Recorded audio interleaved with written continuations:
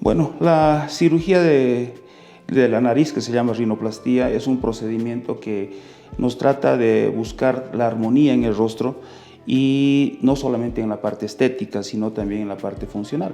Entonces es una cirugía que se realiza, de las más realizadas en mi especialidad, que lo que trata de buscar es precisamente la armonía facial. El centro facial es la nariz y la nariz como tal tiene que acoplarse a lo que es el rostro y por supuesto también el rostro acoplarse un poquito a la nariz que vamos a dar. Lo más importante es que le guste a la paciente.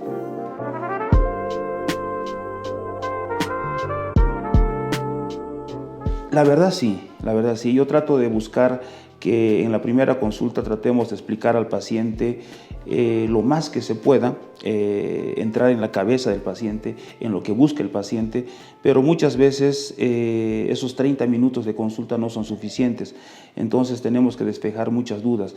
Yo siempre digo, y lo utilizo casi como comúnmente en todos los pacientes, yo te voy a dar una nariz que en mi concepto estético, de teoría, de los estudios, proporciones, medidas, me parece que es la más correcta. Pero puede ser la nariz más perfecta, anatómicamente ideal, estéticamente ideal, pero si no te gusta a ti, prácticamente no hacemos nada. Entonces lo importante es de que el idioma que hablamos, tanto el paciente como el médico, sea el mismo. Es decir, yo puedo entrar en lo que busca el paciente y tratar de satisfacer eso, lo que en sus deseos. Sobre todo en los pacientes que vienen de más digamos, de 21 años, 25 años para arriba y que se están operando ya de mayores, de adultos. Es importante saber lo que buscan con la cirugía.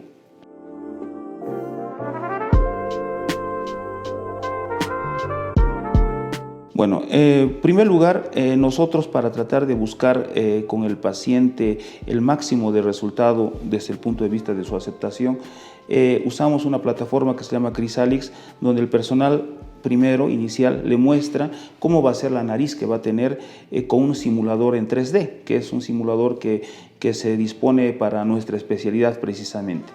Después, la enfermera recibe al paciente, signos vitales, en quirófano, tiene que ser todo el equipo completo, anestesiólogo, instrumentista, ayudante, obviamente la circulante, el cirujano, y si necesita algún personal extra, como tal vez alguien que monitorice o alguien que esté pendiente de lo que es la cirugía, pues tiene que estar ahí presente, ¿no?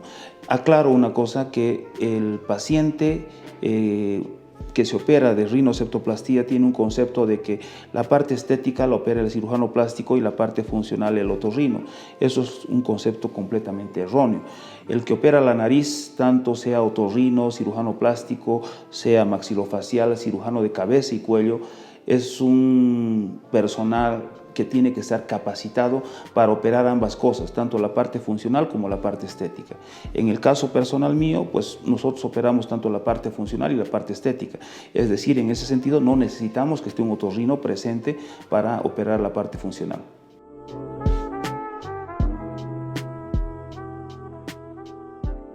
Bueno, la cirugía tiene diferentes fases y diferentes procedimientos que se realizan en ella. Entonces puede durar desde una media hora hasta 2 horas o más incluso, ¿no?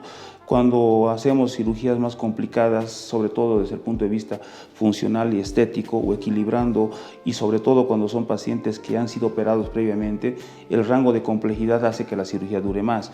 Digamos que entre 30 minutos a 2 horas a 2 horas y media.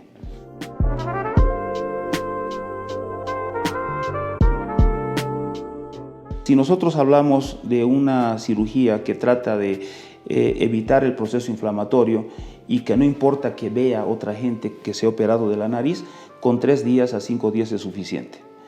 Siempre y cuando el paciente no tenga problemas en que su medio social, su medio laboral se den cuenta de que se operó la nariz, ¿no? Ahora, si el paciente quiere estar libre de vendas, libre de cualquier tipo de estigma que le delate que se operó de la nariz, pues tendría que estar casi un mes en su casa, ¿no? O sea, varía. Para mí es suficiente que repose de 3 a 5 días, que es cuando pasa el proceso inflamatorio inicial, ¿no?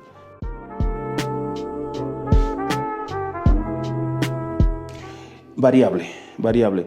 El por qué se taponan los orificios nasales depende del riesgo a posibles complicaciones que pudiera tener el paciente. Si un paciente se va a operar de cornete, se va a operar de la parte tabique nasal y es una cirugía que por el grado de complejidad tiene riesgo a sangrado, yo prefiero dejarle un tapón nasal que obviamente estar con urgencias en el posoperatorio por sangrado en la nariz que se llama epistaxis y estar en urgencias.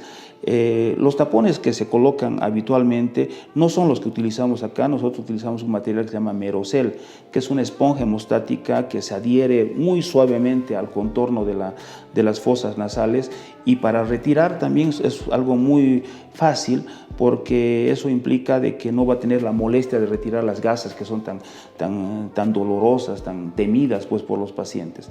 En algunos pacientes el taponamiento no solamente tiene que ir acompañado de taponamiento, tiene que ir aparte de una ferulización interna, que se utilizan láminas de silicona para tratar de que el tabique no se desvíe, o que si la nariz estaba desviada previamente, pues ese tabique tiene que cicatrizar lo más adecuadamente posible. También hay taponamientos que se combinan con esas láminas de silicona cuando hay adherencia, sobre todo cuando un paciente se operó previamente la nariz. Adentro hay como cicatrices que hacen que la nariz esté taponada, y eso se utiliza. Hay diferentes tipos de taponamiento, por si un caso, eso quiero llegar, y cada taponamiento tiene su indicación, y cuando no hay indicación, pues no se coloca.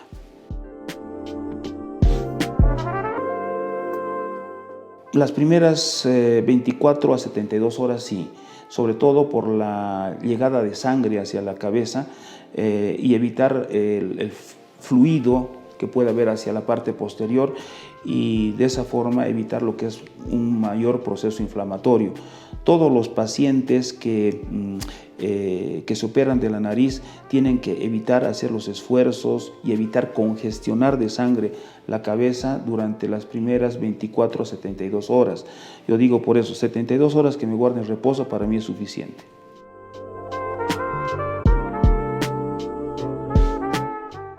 Hay diferentes formas de ver eso, ¿no?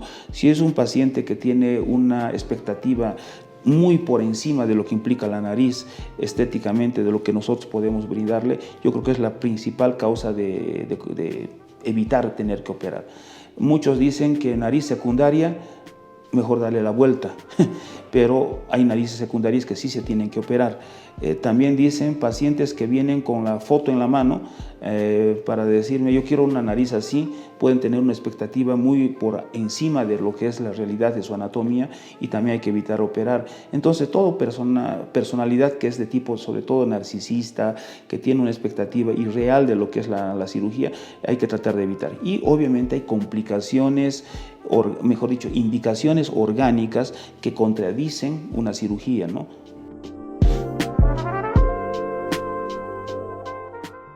No hay cirugía sin riesgos, no hay cirugía sin riesgos, pero lo que tratamos de mostrar al paciente durante la consulta y durante el procedimiento es de que la base de toda cirugía es tratar de prevenir cualquier tipo de complicación.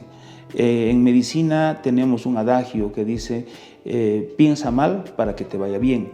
Entonces, desde ese punto de vista, nosotros siempre estamos pensando en las posibles complicaciones que puede tener una cirugía, y desde el punto de vista anestésico, desde el punto de vista quirúrgico, desde el punto de vista obviamente psicológico también. Entonces, si nosotros tratamos de prevenir eso, automáticamente pensando en esa complicación, hacemos todo lo necesario para evitar llegar a esa complicación. Depende, también depende. Si tenemos que hacer una reducción de alas de la nariz, pues no nos queda de otra que hacer una cirugía que se llama aloplastía, que es una reducción de las alas de la nariz. Y dependiendo del tipo de aloplastía que tenemos que realizar, de acuerdo al tipo de nariz que tiene o de alas nasales que tiene la paciente o el paciente, se tiene que hacer cicatriz. Precisamente nosotros tratamos de ponerlas en sitios donde no se ven o donde no son perceptibles o camufladas por surcos, pliegues, y de esa forma dicen, es sin cicatriz, pero hacemos cicatriz. Lo importante es saber dónde dejar la cicatriz cómo manejar la cicatriz, y si en el caso esa cicatriz estéticamente no está evolucionando como nosotros queremos, tenemos que hacer un tratamiento durante las primeras semanas intensamente y durante los primeros 4 a 6 meses en forma, digamos, un poquito más relajada, con todo lo que implica la modulación de la cicatriz. Hablamos de láser de CO2, hablamos de plasma, hablamos de abrasiones, hablamos de diferentes alternativas, silicona, presoterapia, infiltraciones, todo ese armamento que tenemos disponible en lo que implica medicamentos, equipos, personal, dispositivos, se tienen que poner en marcha para que la cicatriz quede lo menos evidente posible, ¿no? Siempre decía yo antes a mis pacientes, les voy a hacer un cortecito acá, un cortecito acá. Actualmente ya me olvido prácticamente de decirles que les voy a hacer una cicatriz, porque hacemos tal manejo de cicatrices en el posoperatorio que las cicatrices son tan poco evidentes que ni la misma paciente se da cuenta a veces que tiene esa cicatriz. Yo creo que eso es un elemento fundamental para decir a la gente que no hay que tener miedo a las cicatrices, sino cómo se manejan las cicatrices.